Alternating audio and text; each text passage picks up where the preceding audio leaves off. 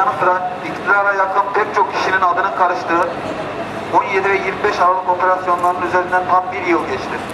Kimlere ve nasıl talan ettirildiğini tüm çıplaklığıyla ortaya çıktığı operasyonların üzerini kapatmak için elinden geleni yaptı. Yolsuzlukların üzerinin örtülmesi için devlet kurumları, kadroları ve yasalar adeta hallaç pamuğuna çevrildi. Kısa süre önce kargalar güler diyerek reddettikleri cemaat yapılanmasının tasfiyesi adı altında on binlerce polis, yargıç, savcı ve bürokratın yerleri değiştirildi. Suç ve iktidar ortağı cemaat bir günde darbeci, ne olur daha fazla kendini özletme, ülkene dön dedikleri kişi de darbenin şefi ilan edildi. AKP'ye para pul, halka minimal. Çıkarlar çatıştı. Ne zamanki iktidar paylaşımında kavga başladı, cemaat yolsuzluklara, AKP ise cemaatin darbeci olduğunu hatırladı. Kahramanlar bir günde hain ve darbeci, temiz eller savcıları ise kirli kişiler savcılar oldu. Oysa ne yolsuzluklar yeni başlamıştı, ne de cemaatin kirli yapılanması yeniydi. Cemaat ve AKP'yi bir araya getiren ise emekçilerin ve muhaliflerin bastırılması, devletin ele geçirilmesi ve toplumsal yaşamın siyasal İslam doğrultusunda yeniden dizayn edilmesiydi.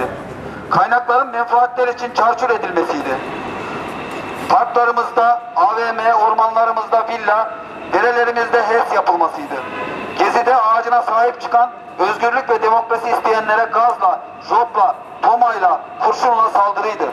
Tek tip basın, tek tip üniversite, tek tip sendika, tek tip yargı ve sonuç olarak tek tip toplumsal yaşamdı. Eylül Anayasası'na sığınmakla AKP kendisini kurtaramayacaktır. Ayakkabı ve çikolata kutularında para çalanlardan, evlerine para sayma makinesi koyup maaşlarımızdan çaldıklarını sayanlardan, ülkenin arazilerini, tarihi değerlerini haraç mezat satanlardan, emekçilere 3 kuruş zammı çok görüp bütçeden milyonları saraylara aktaranlardan, kentsel dönüşüm adı altında yandaşa rant dağıtanlardan, eğitimi ve sağlığı paralı hale getirenlerden, milyonlarca yurttaş açlık sınırı altında yaşarken bir avuç sermayeye ülkenin kaynaklarını peşkeş çekenlerden hesap sorduk, soracağız. Hakkın ve emekçilerin karşısında olmaya devam ediyor. Siyasi iktidar yıllardır eğitim sistemini kendi dünya görüşü doğrultusunda düzenlemekte, bunu gerçekleştirmek için bütün kamu kurumlarında siyasal kadrolaşma operasyonları yapmaktadır. MEF tarafından yayınlanan Milli Eğitim Kurumları yöneticilerin görevlendirilmesine ilişkin yönetmelik ile yönetici atamalarında mülakat ya da sözlü sınav yöntemi üzerinden siyasi referanslara dayanan tarihin en kapsamlı kadrolaşma politikası tüm hızıyla sürmektedir.